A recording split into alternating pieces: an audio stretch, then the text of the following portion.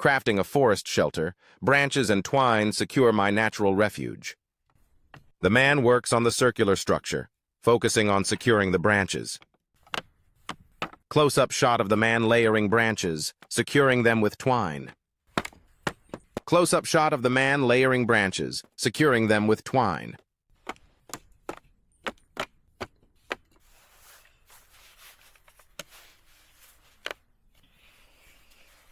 The man's hands tie branches together with twine, creating a layered structure. The man continues to weave and secure branches together, creating a dense layer.